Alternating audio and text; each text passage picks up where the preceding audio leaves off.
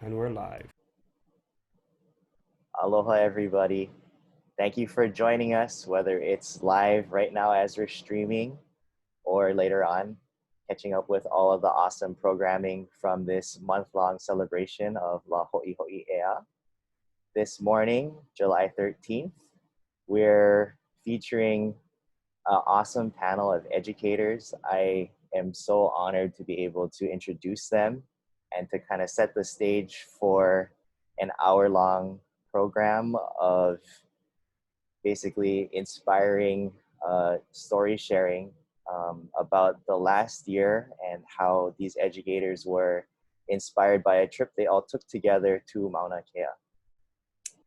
I'm going to let them all introduce themselves more thoroughly, but I'll quickly say the name of who's going and give you a brief overview of how this kind of project came to be, and then really let their work show all of the brilliance for itself. So we have Ululani Russo, we have Andy Sharok, we have Kalelehua Mai Oho Kario, and Anuhea Awo-chan. And basically what happened a year ago during the Hōʻike Ea Education Conference as part of the La Hōʻike Ea celebration, we got together and we talked about, in that particular moment, this really intense struggle for the protection of Mauna Kea, how educators could be most useful. I'll pull up a slide to help me tell that story a little bit and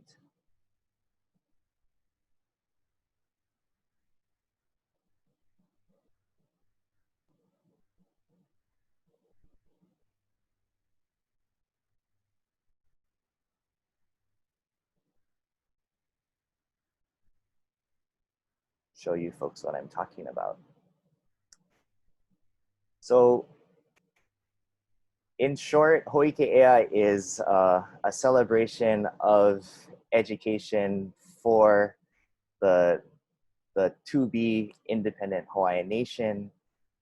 It's 5 years running, and a brief overview takes us through from the first year that happened 5 years ago, where a 10-point plan was drafted based on the Black Panther 10-point platform of community self-empowerment, underscoring the need for an education program or really system that empowers everyday people, communities, and really takes seriously the most vulnerable in a community and tries to put their voice at the center.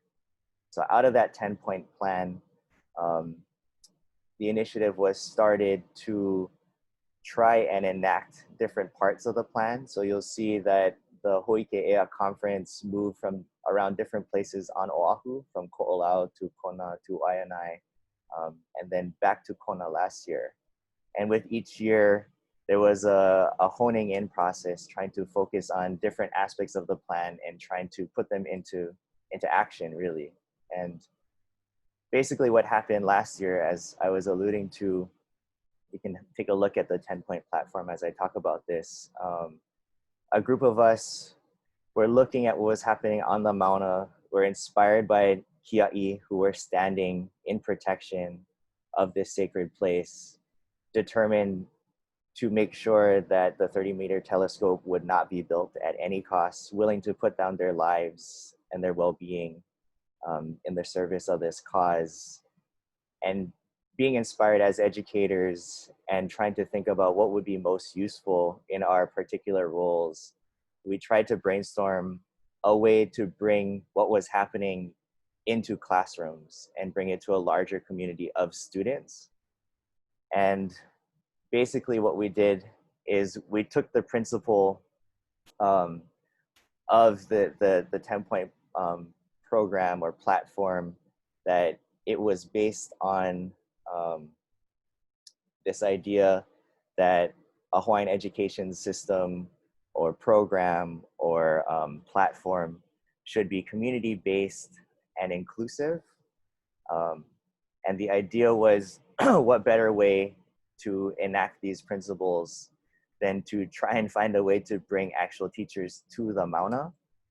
And what we learned in the process was an effective education program or system needs also to be iterative. That means that you need to take what you learn, you need to be critical about the experiences you have, and then to rethink it, and then to kind of put it into action again and again in whatever education setting you're in, whether that's as a classroom teacher or a community educator. And so you'll see that that's exactly what all of the kukumu you'll hear from today, what they did is based on this idea that education should be community-based, community-grounded, and inclusive. They found ways to make it iterative as well, to try and continue to perfect their process as educators and to find new ways to bring this inspiring struggle into their classrooms.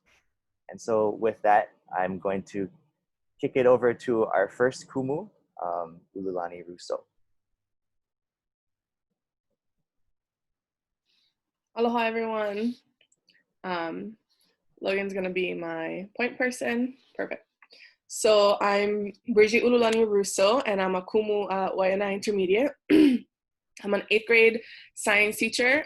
I teach 8th grade science and Hawaiian studies as kind of an elective, but mostly just focus on science, and I'm currently the department head for the science department. So go ahead next, Logan. Just to kind of talk about the Mauna. So when this kind of began the first time around, I was a senior in college and I felt a little helpless. I felt like I didn't have ways to contribute. I mean, we created sign petition tables and talked to our student body. I went to college at Lewis and Clark College, which was in Portland. So a lot of people there didn't know about this. That was my way of contributing, but I did feel helpless. A lot of times I played YouTube videos of Kumuhina, seeing Kuha'aheo, and cried and just studied. You can ask any of my roommates and they'll tell you all about that.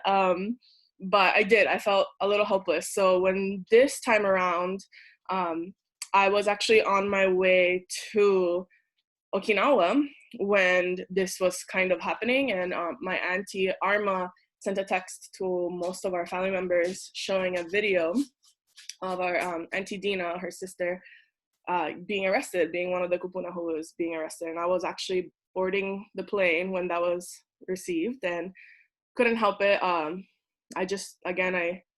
was crying. I felt like I wanted to help. I just wasn't sure how. And then this opportunity arose where we were able to go to the Mauna, and it was an amazing opportunity because I really felt like I was able to help. I could bring resources, water, whatever, the daily list that was updated on what to bring. So I felt like that could be my role, and also obviously bring it back to my students. And when I was up at the Mauna, one of the most impacting times obviously was seeing Auntie Dina. So you can see this picture of us. And reconnecting with her. I'm not really close to her because she lives on Hawaii Island. Her dad is my grandpa's brother, and I'm actually closer to her sister, Auntie Arma. But that was a really powerful moment. Obviously, all of the classes at the university were also really impactful. So that's a picture on the right. I learned a lot, and I really looked forward to taking it back to my students. So after going through such like an amazing experience up at the Mauna, and then next.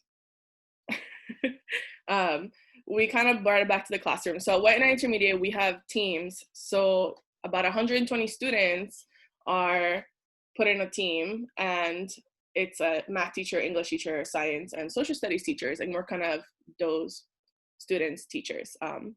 And right away, we got on board. I talked to my team and was like, hey guys, like, let's talk about this. What are ways we can all put this in our curriculum, just like discuss Mauna Kea, ways that we could possibly infiltrate it within. And our team name, by the way, is Team Kuha'aheo. It's been that for quite a few years now, and it is on purpose. It is dedicated to the Mauna Kea movement and all of that. So it seemed really fitting. So this picture is our welcome back assembly. We always have kind of a team rivalry. So different teams and teachers, we have a dance, and ours was obviously dedicated to Mauna Kea, and we had lots of fun songs with that. Go ahead, next, Logan.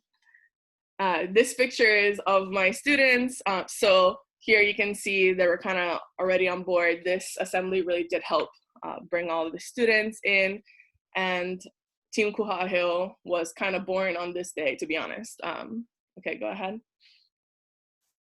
So throughout the school year, we had multiple events. Obviously, like the picture on the right was when we took our students to Pride Parade.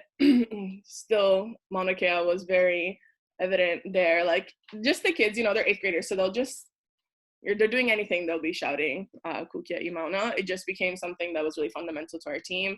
The picture in the middle is the march for Mauna Kea, and the picture on the left was actually right after the assembly. So it became part of our team culture. Go ahead, Logan. So throughout the school year, we kind of based this really on our curriculum. Like for science, our curriculum is really Aina based and just talking about like environmental factors and looking through that lens all the time. And we do a lot of Aina work in our community in Waianae and go to multiple places to remove lots of invasives and plant natives. So we talk about Mauna Kea in all sorts of ways, like when it comes to it, but my social studies teacher and my English teacher all incorporated Mauna Kea too. So for English, for example, they have argumentative essay and it could be about anything they want. So we made it a point to have Mauna Kea as one of the main arguments where students are like trying to practice their different skills and how to articulate that Mauna Kea or that TMT shouldn't be put on there, why, like what are their evidence, like, and so that's the science part. I'll help them analyze any sort of data and things like that, or like news articles, like how to cite sources. But then also for social studies, like for example, in the bottom right picture, they have a pamphlet that had to create different global issues and ways that they, you know, could change it, like when it comes to policies and more of the government side of this. And you can see there's, for example, like PVT. So it's not just about Mauna Kea, it's about multiple issues. And some students, well, a lot of students pick Mauna Kea, a lot of students pick other community issues. The top right picture is my students. We have projects where we focus on Waianae specific environmental issues, anything from invasive to native species to channelizing rivers, sewage spills, like possible solutions that they could help with that. So using a lot of solution-based or like, you know, learning how to, I guess, like their skills of analyzing data and all of that, like collecting or possible prototypes and like what could help in certain issues. But with that on the left, there's a picture of us on top of Mount Ka'ala. So we start our curriculum always talking about the different mo'olelo of the Mauna surrounding our campus. So that's part, like we have a mural that students have helped create with that, but we do discuss the different mo'olelos and the importance of those mo'olelos, and some are like the non-popular ones, so just make sure that those keep being told. But Mount Ka'ala is a huge mauna that is very important, not to just Oahu, but to our ahupua'a. And so we talk about that mauna a lot and how it's the top of our watershed and how it feeds a lot of our Waianae rivers, especially a lot of the underground rivers. But this picture is us at the top of Mount Ka'ala. So a lot of time, or last year, I took my students to Hawaii Island, and we do this compare and contrast. So we go to the top of Mauna Kea and then we go to Hawaii Island and we compare, and obviously Malama the whole time, but we compare the different watersheds and what kind of plants are there and that sort of thing. So unfortunately this year we didn't get to go because it's always in July, so because of COVID, but that's okay. My students got to experience, this is actually the last day I saw my students was this field trip, because it happened the weekend after spring break was supposed to start. So after that, COVID unfortunately happened. But with that being said, it became just like a year-long, multiple different curriculums had incorporated and discussed Mauna Kea within that. Logan, go ahead next. So talking about the future, obviously, I share a lot about what we did on campus, but I didn't necessarily talk about a lot of the pushback that we received. So for example, starting just at the assembly day, we had quite a few teachers, you know, local, non-local teachers, like anybody was saying that this is really political, because it was just fresh. And by fresh, I mean recurring, you know, years later, but it was fresh and people thought it was too political to bring to students or to talk about with students. I disagree with that. I mean, people have said that education itself is controversial. So when it comes to standards and using that like argumentative standards for that to show how it fits in our curriculum, and we are creating curriculum around it, but I had to create a letter of controversy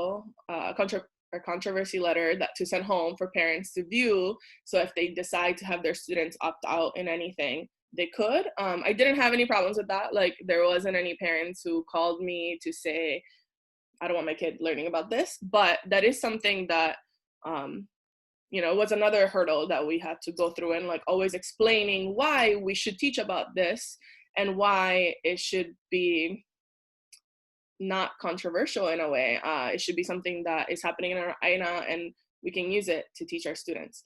So with that being said, don't let that discourage you. If you do want to teach about Mauna Kea, I'll share the letter I sent home. It's like a basic template that all DOE schools send home for any controversial issues, and then you just insert what you're going to talk about. But I did notice a huge difference with my students because of social media.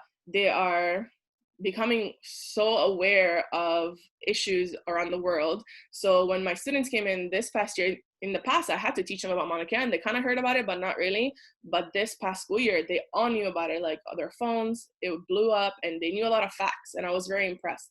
So when it comes to the future and our kuleana, a lot of our students are gonna be coming in with a ton of knowledge through social media, and I think our kuleana is to discuss those. I don't think it should be frowned upon to discuss any political issues if that is what they're interested in, what they're seeing.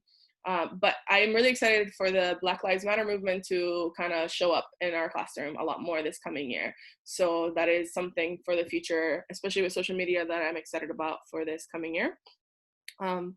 But overall, that's kind of how we did it. We just partnered with multiple teachers. It felt like a hui, like it felt stronger. And when there was any pushback, I had, you know, 3 other kumus who could back me up and like were with me on it. So it felt less lonely, I guess, because in the past it was just talking about Mauna Kea on my own, but I never thought about bringing it into a hui. So I would suggest that if anyone is worried about that. But yeah, and I think my time is up, so I'm good. And I think we have 2 minutes for questions, Logan. I'm not sure. Why don't we, I think we're gonna hold off on questions. We'll gather questions throughout. So for those of you who have comments or questions to share with the panelists, can you send those in the chat? And if we have time when we wrap everything up, then we'll try and address some of those if we can. Okay, perfect. Well, mahalo for listening. And again, if you have questions, let me know later. Aloha. Okay, next up we have Andy Sharok.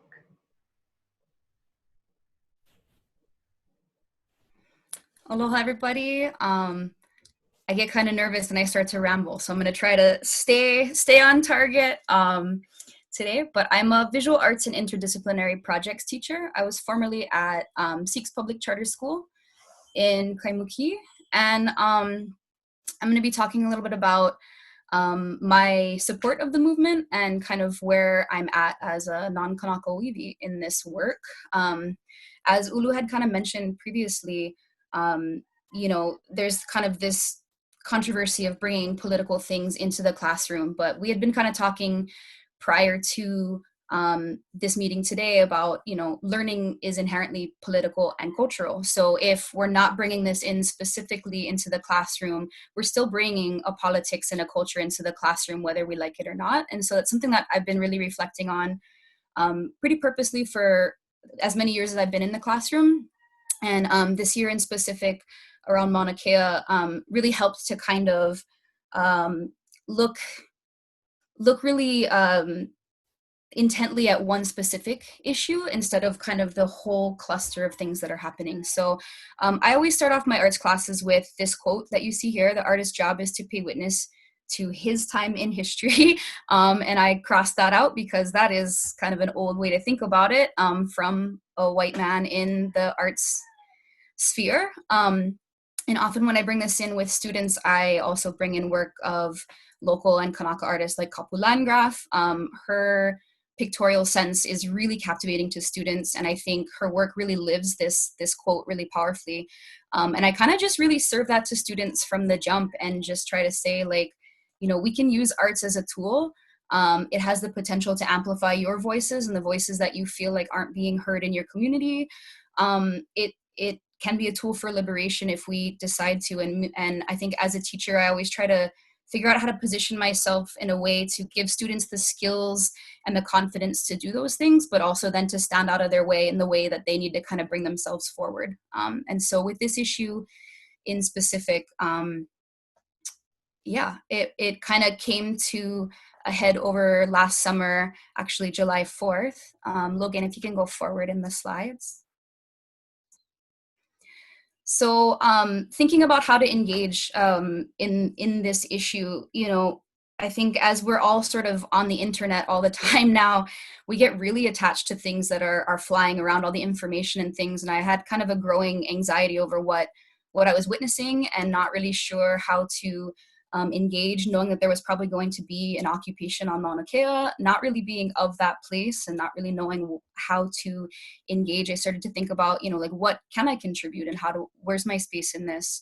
And thankfully there was a call to artists to come and partake in the sign making for the visuals that eventually made their way up the Mauna. And there was a call, and we all kind of went on July 4th, and it was really great. It was a reminder that, like, you know, there was this sort of productive buzz happening, and there was sort of a joyfulness there, even though it was a really hard and heavy thing. I think, as Ulu was talking about, just activating in some way started to make people feel a little bit more in control and feel like they were really contributing powerfully. So I think this for me was a moment to be reminded, not only as a student within this space, but also as a teacher. Like, that's the kind of buzz that I want in my classroom, like that productivity, that joyfulness, but also having really difficult conversations around some of this stuff. So when we were making these signs, there was a chance to kind of have a board up, and people would add ideas about what should be written on these signs. And there was really difficult conversations that were picking apart language and, oh, if we use this word, it's going to give this really specific feeling. And so just even witnessing that, and kind of everyone putting their mana'o together and just thinking about what's best, and knowing that this is going to be a really impactful visual moment. Because Andre Perez, that was organizing it, he had been on the continent the year prior working with the Dakota Access Pipeline folks, and just really thinking about how to put together, like, cohesive visual optics on some of these things, and how does that play a role in this information sort of superhighway, whatever the internet has these days. And so, yeah, again, for me as an arts teacher, that was a really helpful reminder of visual culture and how putting messages out there impacts how people view you, how you gain a collective action. Next slide, please, Logan. So as you can see here, it's just a few collection of photos from that day. There was people measuring things, there were people coloring, old and young, skilled craftsmen, and folks that just wanted to show up and really put whatever they had into it. And all of that mana and all that love just got baked into these pieces that got sent up the Mauna. And that it was a really powerful way to just think about how to tackle this for me personally, and how to contribute what I have as a skill set while just kind of following the lead of others, not really taking over in any way, not needing to be the expert, but just kind of hearing Kanaka voices and saying, this is what we want. And then I'm like, cool, I got the skills. We can all figure this out together. Next slide, please. So then that led to us going up the Mauna. And what I was really, there was kind of three big takeaways for me that in reflecting now really, really made their way into my classroom. There was a lot of just personal impact, but the three that I know were kind of baked into my curriculum this year. One was watching this young woman upstart a university was probably the most incredible thing that I have ever witnessed, and just kind of that confidence and that space to just step in and say, hey, I see a need, and I'm gonna go for it. I'm gonna use my skills and my strengths, and I'm gonna organize this. And that to me was this thought of like, okay, how do I cultivate that in my students? How do I help them cultivate that confidence and finding their strengths in kuleana, to become somebody like this someday who will just see a need and step in and start making it happen and collecting people to make it happen all together.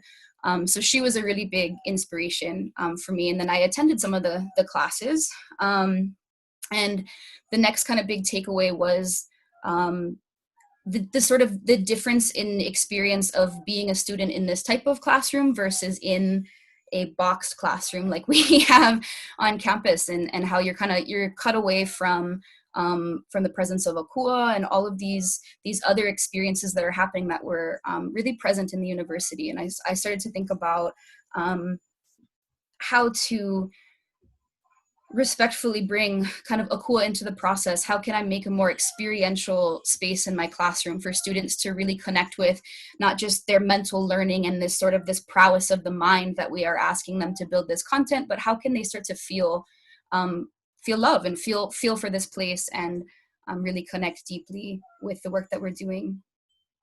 And then the last piece was sort of engaging in difficult conversations, courageous conversations that need to happen as a non-Kanaka.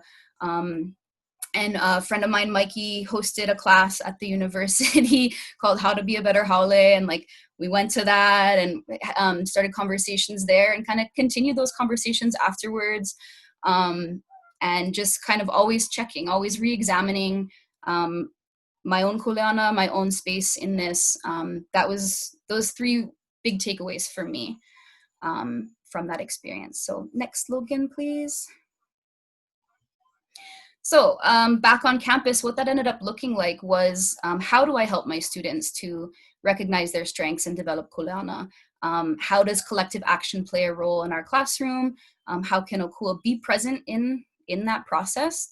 And then how do we engage in difficult conversations? So as you can see here, my classroom is a tent, and I have really mobile tables. I'm quite an active teacher, and so the tables being able to be moved to different configurations really feeds the things that I was trying to do with the students. So this here is sort of one of our circle discussions.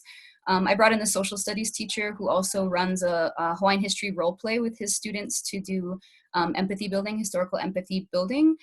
So I brought him in to kind of help the kids like dismantle all the players and really start to understand like who and what policy have been historically engaged on this issue, and who stands where, so that they could really get like a better grounding and understanding all of the pieces, and then could really draw from their own identity how they felt about that. And then we could have conversations about, you know, when I feel angry about this, it's coming from this lived experience in this cultural space. And so it was really important because our population at our school is pretty diverse, and we are in urban Honolulu, and we draw from all different socioeconomics and all different cultural backgrounds. So I think it was really important for us to have that as a grounding and a basis, so that we could respectfully engage in these things. And then on the right-hand picture, you can see I did these little mini design challenges with them.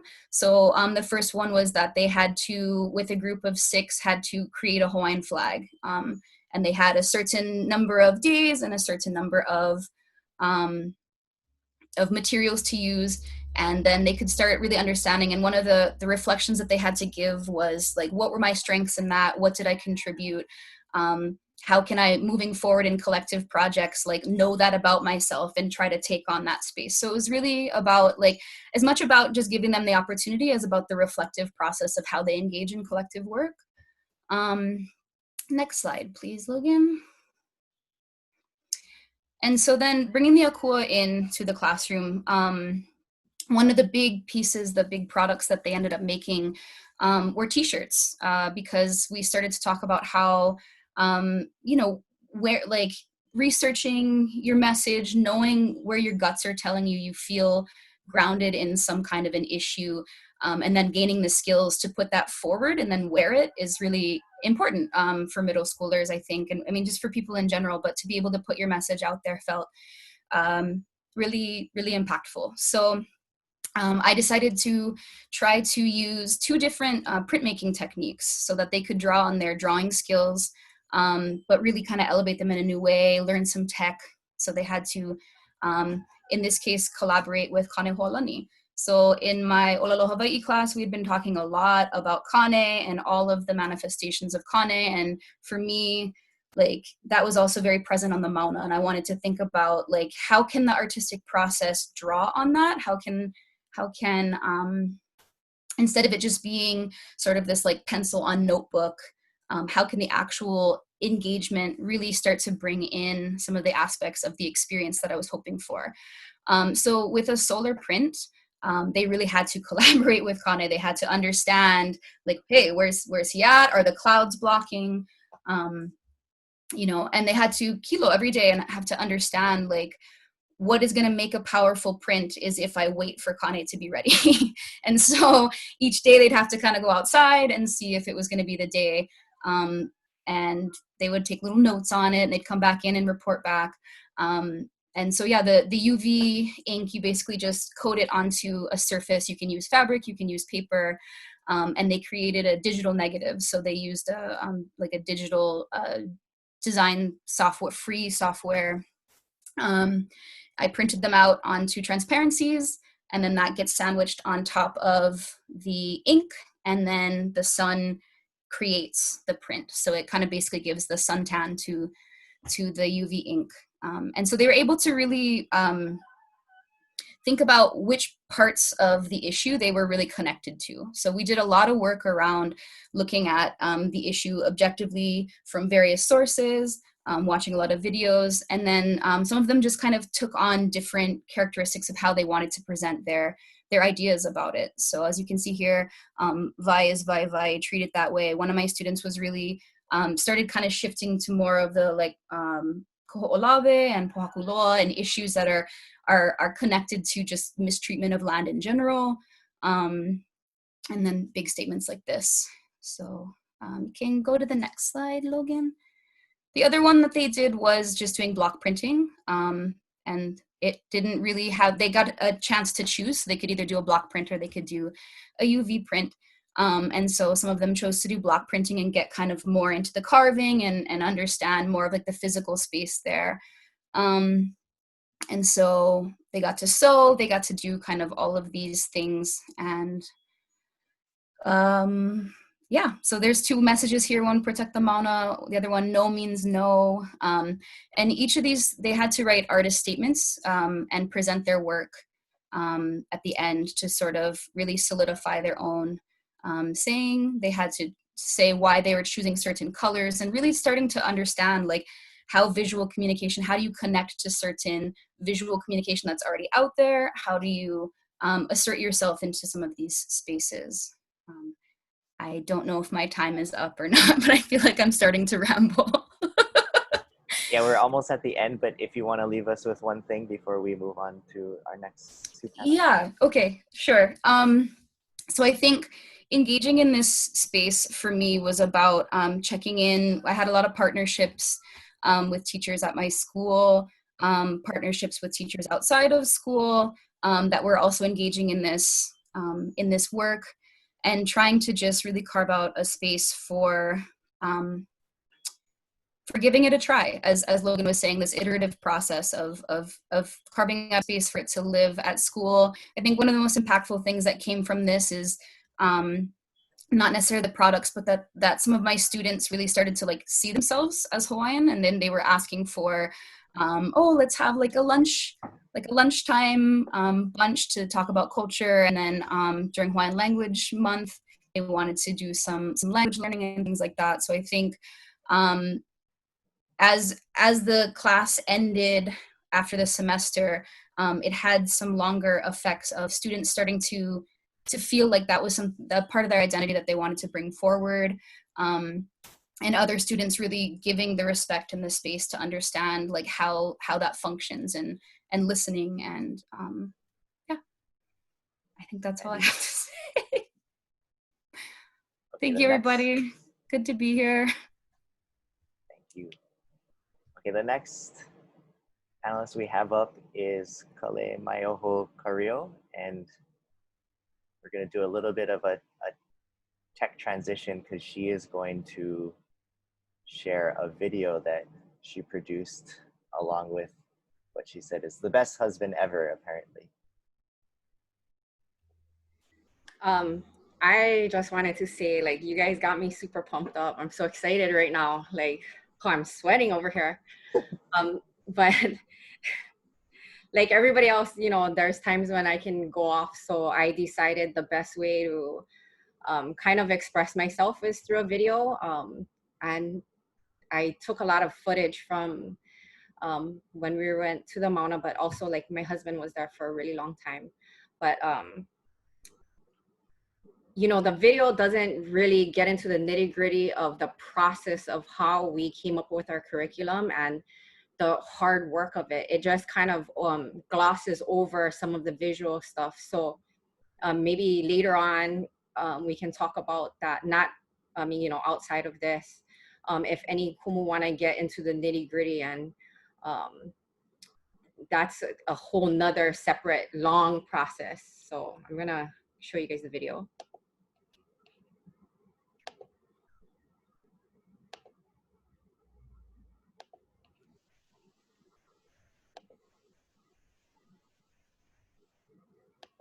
Hōʻike Ea is an annual education conference that was created from the La Hōʻike Ea celebrations, or the return of the Hawaiian independence from the British in 1843. It is a gathering of educators and community members that allows us to engage and collaborate. Through education, we can begin to recognize, analyze, and dismantle the systemic racism that Hawaiians face today, along with the institutions that perpetuate it. It is also about building.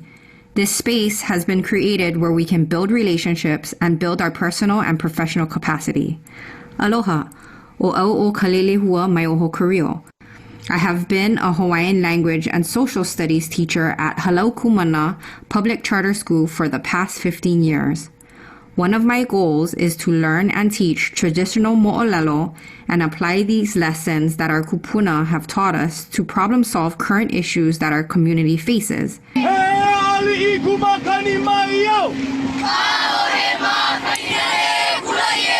I believe that a living curriculum has to have ea, it has to have breath. It should address contemporary issues, even the uncomfortable ones.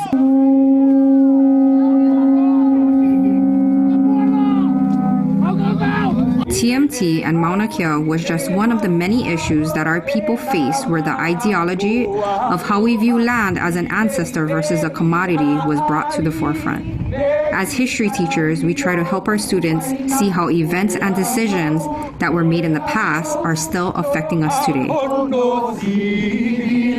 You know, like everyone in Hawaii, we had been watching the events unfold online, on social media, through the news. Hundreds have gathered at the base of Mauna Kea Access Road, but we were all watching it, and people were making their way up there, and I was sort of in a weird place where I didn't know why I would go if I was going to go to the Mauna. I helped to coordinate a education conference called Hōʻike Ea.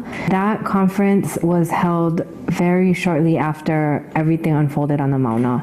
And so the people that attended were very activated, and they were really inspired by what was happening and wanting to make sure that we addressed that in our classrooms, in our schools, and in the different organizations that we worked with. It was from that meeting at Hōʻike Ea where an opportunity was offered for Kumu to be able to fly to the Mauna and experience what was happening firsthand.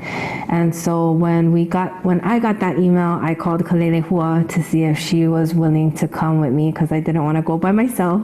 One morning, Anu gives me a call and she asks me if I've been watching the news. She was like, there's a lot going on the Mauna, and I was like, oh yeah, my husband's there. He's been living there for like 2 weeks. I haven't seen him in a long time.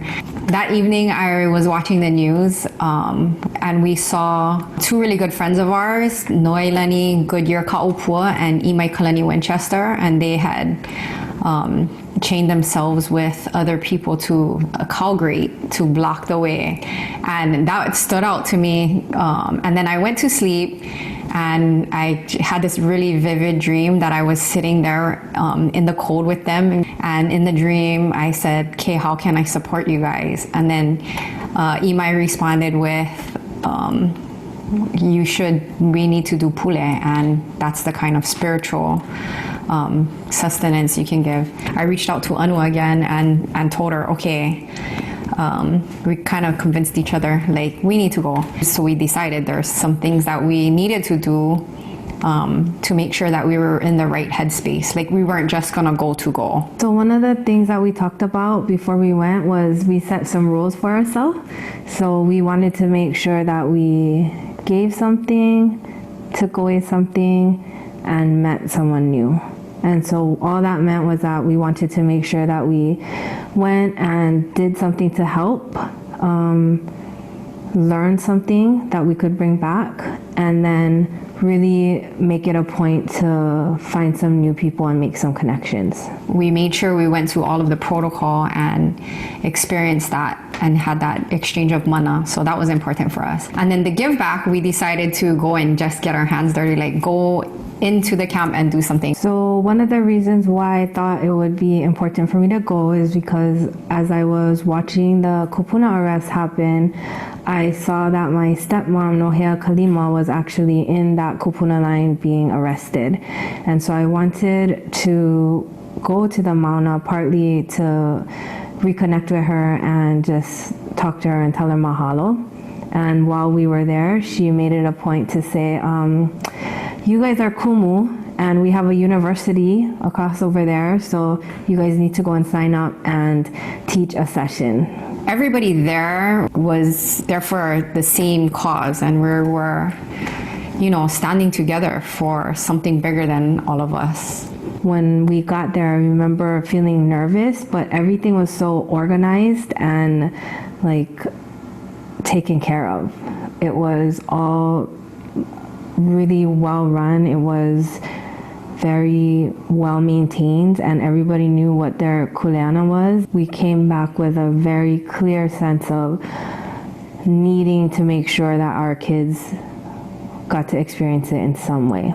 And then coming back home, I kind of feel like I was going through I know this sounds weird, but like a grieving process. It was like coming back and looking at everything, and things didn't seem right, and then feeling a little bit depressed and wanting to be there. I actually felt really guilty, and I think that the guilt was that there's a lot of people that are staying there, and then people are quitting their jobs. I don't have to do that. My responsibility is actually to be at home and to service my students. There's a lot of kuleana in our own homes that we needed to take care of. And the best thing I could do was to make sure that I just took care of my kuleana, and that's how I could be of service to this movement. When the school year started, a lot of the curriculum was geared around Mauna Kea. So when all the teachers got back from the trip that we went to all together, we met and we were asked, now what are you going to do with the experience? And we were basically told in a meeting to pitch the wildest idea, dream big, suggest anything, no wrong answer. And so my big pitch was that let's take some students up there. And she made this whole curriculum. And so that's how our Mauna Kea trip happened. Breathe the water. Ea Papa, Ea Wakea, I will take care of you. I will stand up for you. I will rise for you. Ea Papa, Ea Wakea, I will resist anyone who tries to desecrate you. I will protect you. I will always listen to you. Ea Papa, Ea Wakea, I will always love you. Till our liberty. O kaimi pono ena whenara ku inoa. No kalihi mai au. I'm 13 years old and I'm from Palau Kumana. I'm feeling slightly nervous but also pretty happy. I hope to learn of what happened to Mauna Kea in the past, and I hope to see what Big Island looks like. On the Mauna, there are lots of learning experiences. For example, we learned new hula and olis for the Mauna. Or another example is that we also learn that you can do lots of things by yourself, but most things you need a team. The best part of learning on the Mauna is interviewing kupunas. On the trip to the Mauna, I met a boy. His name is Tama. Meeting Tama was really important because she really taught me that you shouldn't have shame for doing things you love and do it with pono inside. I'm different from Tama now because before I would always care of what other people think of what I do. We have to continue to build momentum in our classrooms and inspire this next generation. Our keiki need to reclaim their ʻāina and demand that they be afforded their basic human rights. This is not the first time that we had to take a stand, and unfortunately probably not the last. We need to continue to fight for our water, stop polluting, diverting, and denying access to our water. We need to stand up for demilitarization, stop bombing our land. The time to take action is now. We will continue to move forward, and this next generation will rise. Aloha Ea, aloha Aina.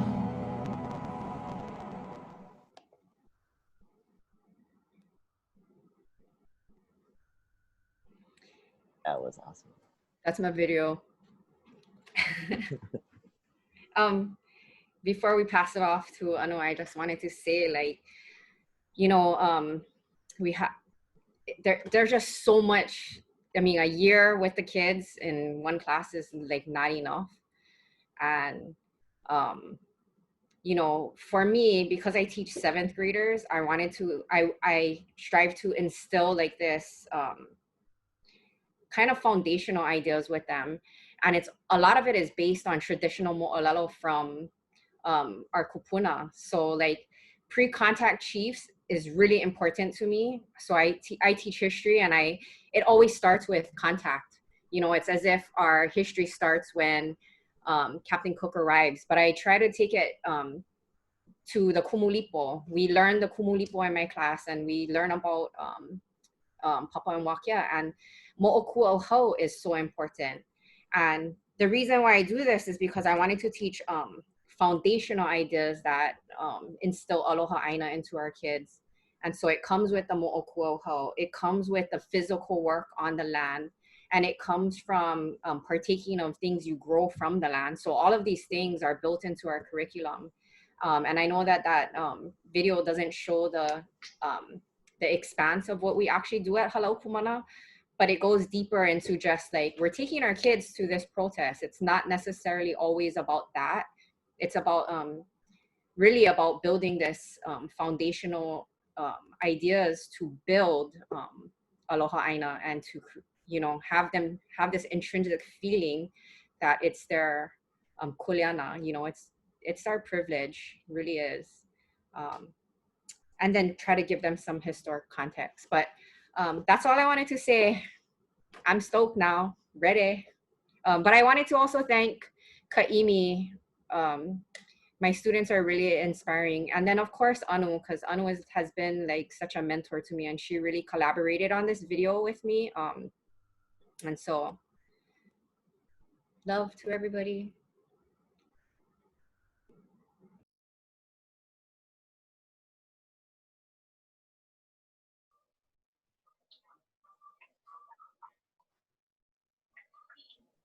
Go for it, Anu.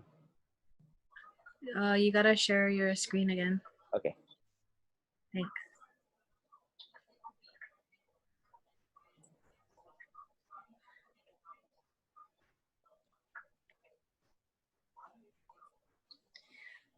Aloha kako. So like Kalelehua mentioned, we kind of collaborated. She and her husband Ruben did the video, all the hard parts of the video, but the project itself was a collaboration between her and I and Logan.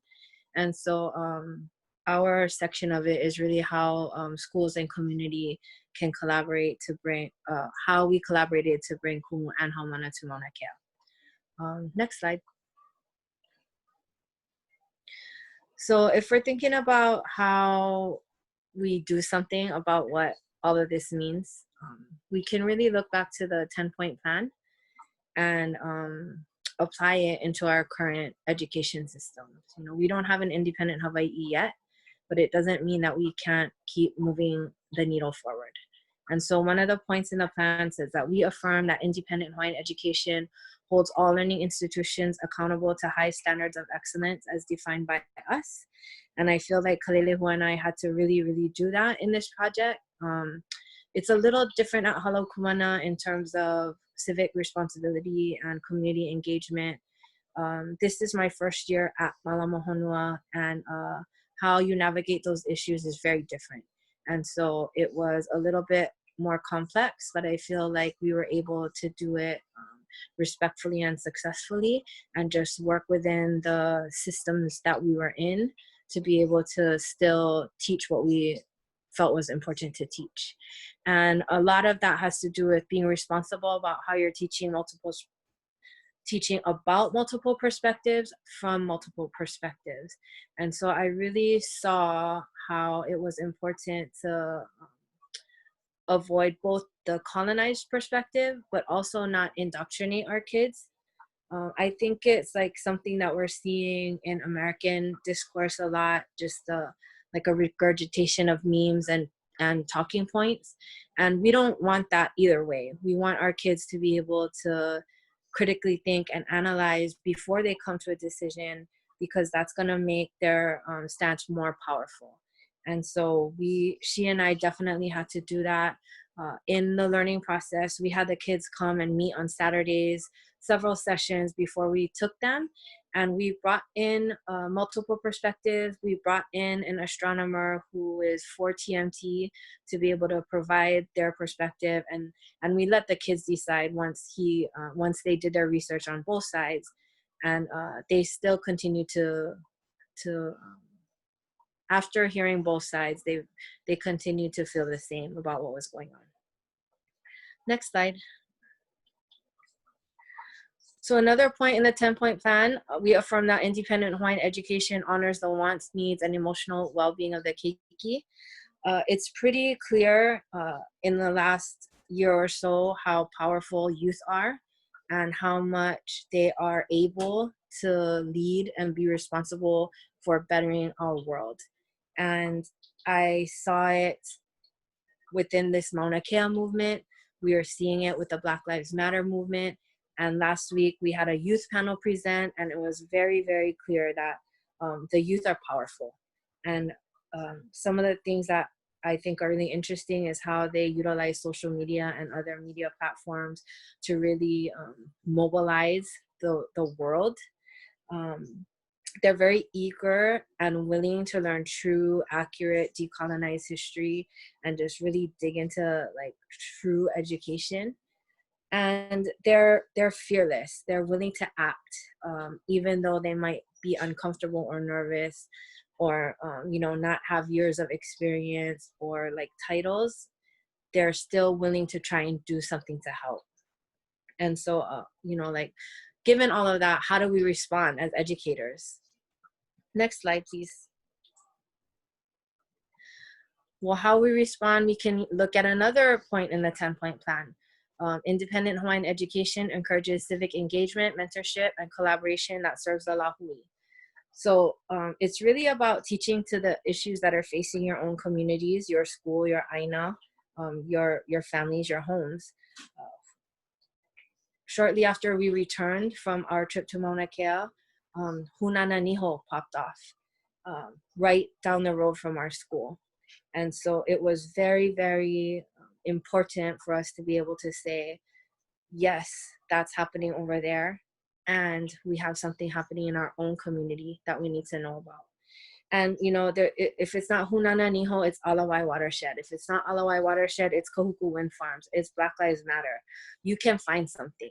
You can find something that's going to impact our keiki and our futures. And it's what the kids are going to be talking about and living anyway. So you might as well try and facilitate something around it. And then the other thing that we learned in the process is that it's important to teach them the many ways to respond and the potential for each method. You know, there's protesting, protecting, testimony writing, voting, media campaigns. There's lots of different ways to respond. And each of those ways have different strengths and challenges. So if you're going to empower them, you might as well empower them with all the different tools. Next slide. So the next point in the plan, independent Hawaiian education creates and employs curricula which builds national identity through learning true historical events that inform cultural practice, protocol, and spirituality. So because Kalea and I work at Hawaiian Focused Charter Schools, it's a little easier for us to do this, but I think that Bridget and Andy showed that it can be done in multiple settings in many different ways. And if as teachers, we can start with either like a cultural foundation or your place, your Aina connection, or your school mission, historical context, multiple perspectives and sources, all of those things to help inform your curriculum. I'm almost certain that the audience that we're listening to, like, this is preaching to the choir, but the point is, try it anywhere. You don't have to be at a Hawaiian Focused Charter School to give our keiki this type of education. Next slide. And then some of the big lessons that I think our students took away, they learned I think their retention on the different complicated content, like the history and the timeline, I don't know that they necessarily retain that as much as they deeply understand and love that now. They have now experienced how you're supposed to behave, act, and carry yourself in these spaces. And they also learned how to enact positive change. They saw different roles that could resonate with them as individuals. You know, we're not all the same kinds of people, but there's many different ways. There's different avenues. There's different paths in the same movement, right? There's art, there's music, hula, spirituality, writing, science, research. It was all there, and they got to see it all. And I think that was really empowering for them to see that, okay, well, maybe I am not comfortable being the one standing up in front of hundreds of people talking, but I'm a really passionate artist, or I'm a songwriter. And so they got to see how their foot in the door, how can they get their foot in the door. And then another thing that they learned was that direct action works. You know, Hunana Niho was saved because of a combination of things, but it included direct action and civil disobedience. It wasn't the only thing, but it was a big part of the entire movement. And I think that sometimes there can be pushback, and sometimes there can be a mana'o of like, you know, do it the right way, or like follow the rules. And they got to see firsthand that this way works too. And we also just all get to see how youth are leaders. I think that we are reaping the benefits of many, many years of Hawaiian education, growing the types of people that we need and want moving forward. And it's only gonna get better for us. Next slide. So one of the main driving questions for Hōʻike Ea is, what does Ea look, smell, taste, and feel like in education? And what we found was that it looks like what happened on Mauna Kea. the daily protocols, the creation of Pu'uhuluhulu University, just the daily practices of kuleana interdependence, that ahupua'a style management, and then this project that we got to share with everyone. I think that's all one small piece of what it can look like in true education. So that's kind of all I have. And the next slide is the challenge. And we're like a little bit over time. So I'm not sure how you guys if you wanna do questions or just pose the challenge. But mahalo for listening. Yeah, mahalo to all of you. One of the best things about this movement has been the way that it brings people together, and a real light in my not daily work has been to be able to track all of your folks' projects throughout the entire year, and then to have time to reflect with you as educators how you've taken this really important time and found ways to work it into your educational lives. So we're going to issue a challenge in line with all of the other education strand events as part of Hōʻike Ea. And what we encourage you to do is to tell us about a teacher that empowered you, inspired you, or gave you the tools to create change. Yeah, do something creative, share a story, share a picture, and share it with us either via Facebook or on Twitter. And we'll try and find folks and send out little makana to you to appreciate you for your participation with us. And I also want to throw out the idea, you guys can reach out to us the same way, Facebook, Twitter, or even my email, if there's a way that I can post it, I will in a second.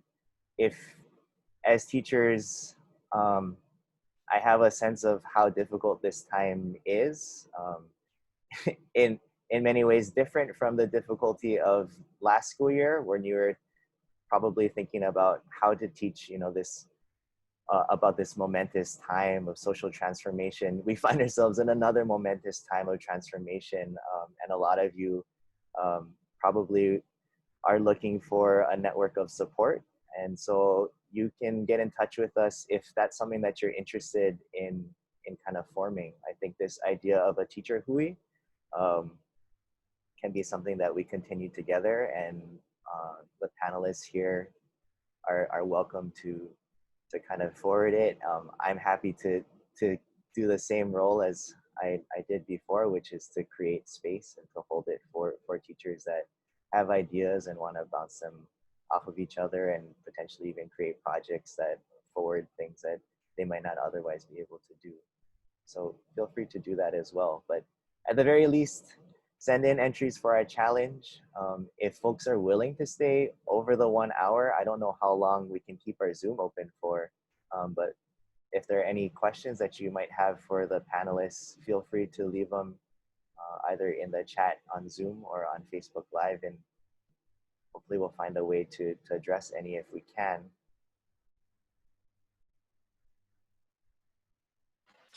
I saw that one of the questions is around like more specifics, and Kumu just really wanting to like dig into the nitty-gritty of the curriculum. So you can just contact us individually if you really want to like dig in to unit plans and lesson plans. And I saw Kalele who responded to one of those types of questions.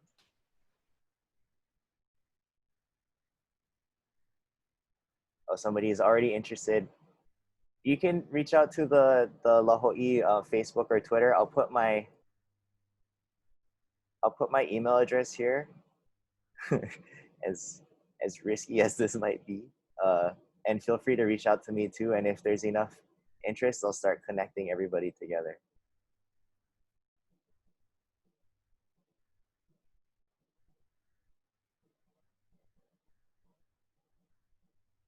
We have a question from Facebook, so whichever of the Kumu want to take it, or multiple of you.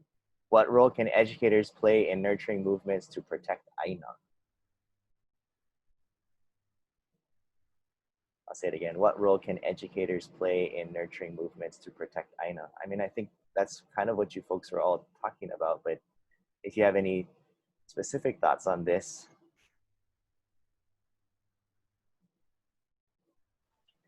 I mean, I think from like our perspective at Malama Honua, we have younger students, and so it's about having them build pilina with Aina first, having them go out, learn the mo'olelo, learn the, learn the names, learn the mo'olelo, and then, interact with. So they malama Aina first, and then they can aloha Aina. Yeah, I agree with Anu, just like building that pilina, like why is this specific area, depending what's going on, like important, and what is this, its historical context, how it was used, or like who was here and things like that. Just building that pilina with that specific place first. To add on to that, I think on some of our campuses, so my school shared campus on Kaimuki High School campus. So as well as building the pilina with the place, it was really important when we started wanting to make amendments. So I didn't show any of the work in today's, but we did some rain gardens and some things that were trying to help with issues of stormwater management on our campus. But it became really important for us to engage with all of the custodial workers and the groundskeepers and build those relationships too, and start to understand the systems of like organization and governance within just even school campuses. That was huge, because you don't want to put all this work and time, fundraise to get plants in the ground, and then you haven't really done any of the work to talk to any of the people who might have to caretake for them, or if you don't know whose area is what. So for us, it was really important to know who the stakeholders are, which was actually really impactful for like looking at land research documents and things, and like who, what was previously here on our campus. And we uncovered a lot of really unreal and incredible things about the history of the land that's on our campus through that work. And then like the present things that are threats to it. So like in our Alawai watershed, we have the Army Corps of Engineers project that cropped up. And so some of that stuff becomes things that the kids engage in, and then some of it becomes stuff that like I had to engage in as an individual adult, and finding a way to create a permeable membrane between what comes into the classroom and what is not quite ready to do so. But yeah, relationships for sure. Oh, we have another question that came in on the chat. How, if any, standards met? I think like curriculum standards. Were projects or assignments aligned to state standards, or were additional standards developed? Did you folks come up with standards that maybe, drove your own process? I'll just add really quick. For science specifically, we're pretty lucky the new standards, the NGSS standards, they're really focused on like environmental impacts due to human development, or what kind of technologies could be developed to reduce natural hazards or human-made hazards. So at least from my end, it was all NGSS standards that I could use. Same with my English and social studies teachers. They all used their like argumentative standards and like, policy building standards, things like that. I think Anu can speak more about her role in creating standards. Hello, Kumana. Many of the charter school, the Alliance had thought that it was a good idea to take control and reclaim our education, and they had come up with standards that we wanted our students to meet. But yes, we do meet. That's the burden, of some of the teachers, that we have to meet. We do meet some of the state standards. It's like a requirement, and testing is one of those big things. But there's ways. It's really broad, so there's ways if you're creative. But Anu, I'll let Anu, because I know she was gonna say something about the process that she was heavily involved in. Yeah, so we do have our own school-specific cultural standards that each school develops, and those are all aligned through a Hawaiian-focused charter school culturally relevant assessment system. And so each school can maintain their unique identities while also like upholding an academic standard of rigor that all the Hawaiian-focused charter schools almost all the Hawaiian-focused charter schools are in the process of implementing. But just also in a more basic answer to your question, our in particular unit was heavily ʻIʻole. So it was like a lot of writing and communication, thinking maps, written essays. So for Kalelehua and I, it was heavily social studies and ʻIʻole standards, Common Core.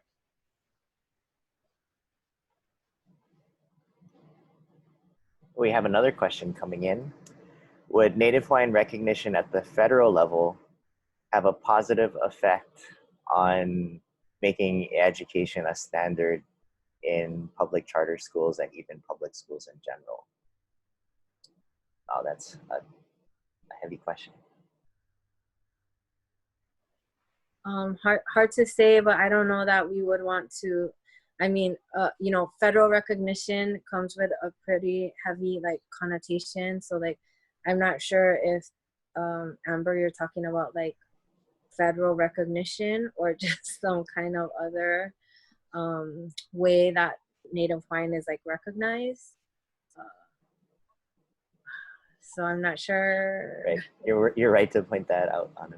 I think maybe when it's tied to funding, that's what a lot of people think about. And, you know, of course, you know, we lack a lot of resource, and that is what a lot of times impedes us from moving forward. And they were just having all of these articles about how when you talk about systemic racism, it's like how funding and resources are allocated to different schools.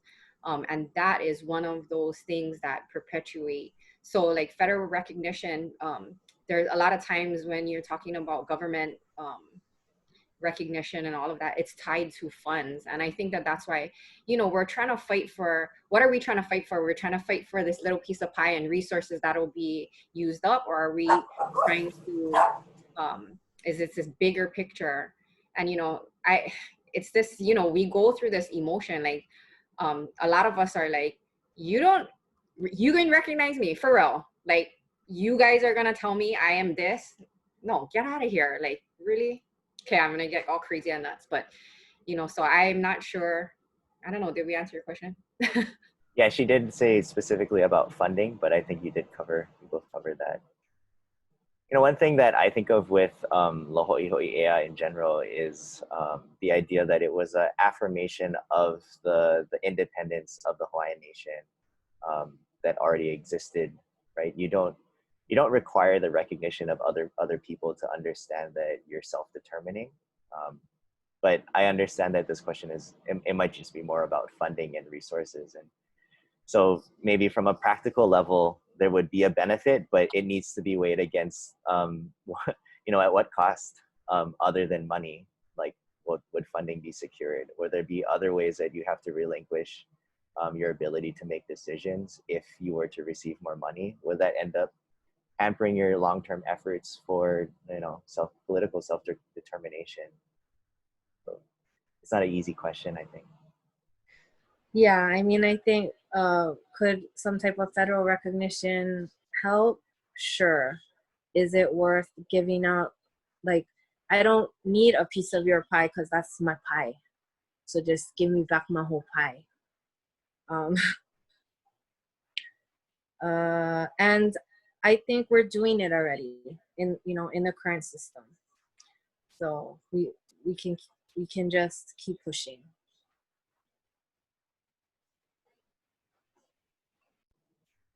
I think that we've reached the end of our questions.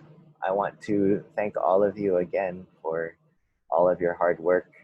And I'll leave everybody with one last thing because I want to point towards next week's panel, which is at the same time, same place, Monday, 10 a.m.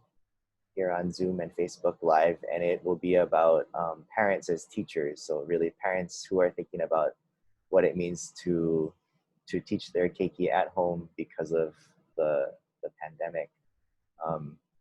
So what I want to do is try and bring our panel into conversation with the youth panel and then throw it ahead to next week. So it really struck me that the youth last week were insisting that those of older generations listen to them, but also take seriously their visions for the future. And I think we have 4 awesome examples of kumu that take that mandate seriously, who allow it to inform the way that they facilitate a classroom, and they serve as inspiration for others who want to similarly kind of take the vision of our youth seriously. And really that is the job of a kumu, right? Like, you're spending time with parents keiki, and the real challenge for parents going forward is perhaps they didn't think that they would be serving in this role, that they were going to be raising their kids, but not also exposing them to the world, teaching them a curriculum, figuring out what it means to sit down and plan a lesson. Perhaps it doesn't have to be as rigid as one that you wrote down on a piece of paper, but structuring their children's lives in that way. And I think if we can hold all of our insights together, then we find that it really makes sense that we broke these things up into 3 strands, because they all inform how we should be understanding our roles as educators, as youth, as parents, as teachers. So thank you to you teachers, and thank you to everybody for joining us today.